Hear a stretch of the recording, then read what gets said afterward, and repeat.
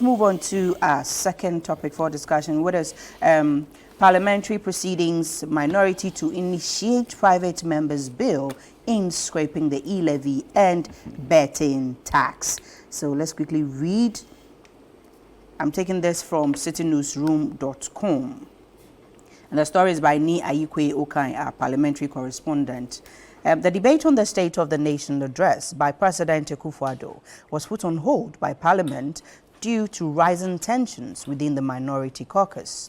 This was due to remarks made by the majority leader, Alexander Apenyo-Marking, about the running mate of the NDC, Nana Jane Opoku-Agyeman. The majority leader, during his final remarks on the SONA, critiqued John Mahama's choice of Nana Jane Opoku-Agyeman as his running mate. He suggested his choice reflects a lack of forward thinking and visionary leadership with the NDC. Mr. Speaker, it is the same old NDC. It is the same old John Mahama. Mr. Speaker, perish the thought. Should he even get the opportunity? He has only 4 years constitutionally.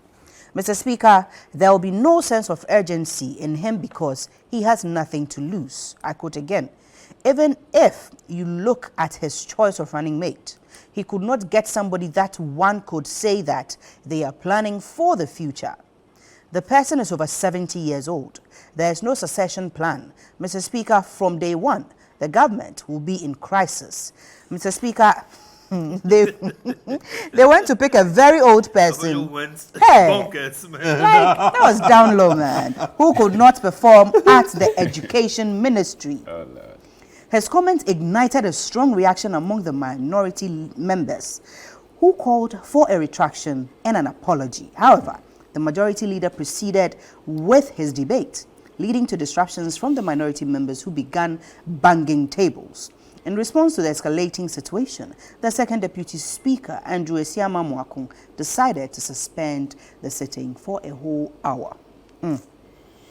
I think it's a continuation of what we are just speaking about. Yeah. But there are certain words that were used, certain strong words that were used. Listen, Elaine, it's an election season. So everybody's hyper.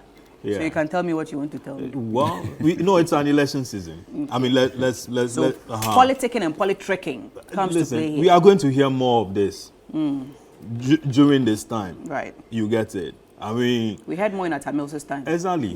We're going to hear more of this. And the later, I was listening to Citi News, Eyewitness News. Oh, okay. Yes, and then I think a press conference was held by what was his name? The majority chief whip. Oh, the chief whip. Yeah. Chief whip, who said that listen, the NDC has to be a bit tolerant, and that during the debate, the NDC.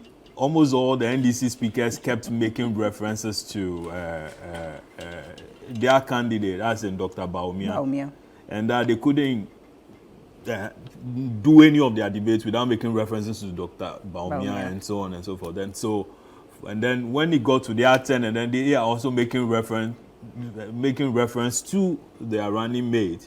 Then how do you say that? Omotikwa pai.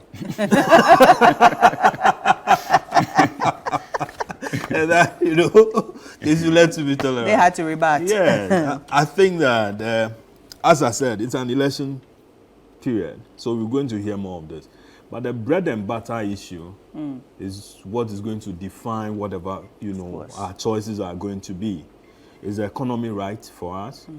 Are we able to pay the school fees? Are we able to pay our bills? This doom saw that has come back. How are we going to... They say there's no doom saw. They say there's no doom saw. A while ago, they said there was switches and fuses or something which are blowing up, over here. And then machinery problems also. Yeah, so a lot of those things are going to. The poverty that has become so endemic. Infrastructure that unemployment. Yes, year of roads, but we can't see the roads. Okay? I think that the others who are going to make... We are seeing patches of the roads. Oh, listen, patches. No, but you promise roads. What I'm saying is what I'm telling you. No, you promise roads. You are going to build roads. You didn't promise patches. No, you didn't promise filling potholes. Thank you. Do you understand? So those are the things that are, going to make us decide. issues about age, issues about succession plan and so on and so forth. Some of those things are just internal things. Okay, the average NDC guy is going to vote. Of course. Anyway, do you understand? Based on policies and other things. And then the Ghanaian who wants a better life, okay, would also want to make that choice. 8 years of Akufo-Addo's presidency versus what have we seen so far? Those are the things that is going to. But I mean, age, all that. I mean, for me, that this is not what's going to inform me. No. For me, maybe I think the National Cathedral would inform my choice. But some people have cut sword. No, they commissioned. They commissioned. Some people have commissioned. Yeah, they commissioned. Some people have commissioned. But I would want to see what NDC or President Mahama would want to do with that project. Do you understand? Because the hole has already been dug. The most expensive hole in the world. Well, he mentioned $50-something million. 58? $58 million. Yes. The amount pumped in there. Okay. Well, that was the number that came out as of last week that people were debating on. And mind you, it is not just the pit or the people, the state officials who were relocated from that area, the judges and moved all into private accommodation. How much is the state paying on that? Okay, has there been any, let's say, accountability or any audits done to know that this is the amount of money that has been spent so far on that decision to, to honor God by building a cathedral for him? The president's dream of, rewarding God for making him a president. Okay, how much have we spent so far on that project? And while talking about that, the NDC or President Mahama would have to be emphatic and decisive and say that, hey, guys, this is what I'm going to do with this particular thing. I'm going to fill the place and make sure that I move the judges or all those state officials back to wherever it is, because within 3 or 4 years, we're going to put back, better and, good accommodation in there. There's a reason why those people were put there, so that they can have access to their offices, so that under a state of emergency, they can quickly run to their offices and do one thing or the other. Right. You move them, scatter them all over the place, and money, state resources is being used to finance their accommodation. Okay? Sometimes they are not supposed even to interact with, others based on whatever it is that they are doing for security reasons. Wherever you've put them, whatever it is. So aside the money, their security is also at stake. Right. So tell us, oh guys, when you vote for me or when you make me president, this is what I intend doing with that pit. The cathedral can't continue. Anyways. Okay. But what I hear is that he says there's going to be a discussion with the religious leaders as to what to do with the pit. Okay. But the religious leaders are already involved in it anyway. Because and some of them who were there have washed their hands off it. So you as the leader would have to say that, listen, guys, I'm going to do this. And for me, that is what I want to vote on. Okay. That is what he wants to vote on. What would you vote on?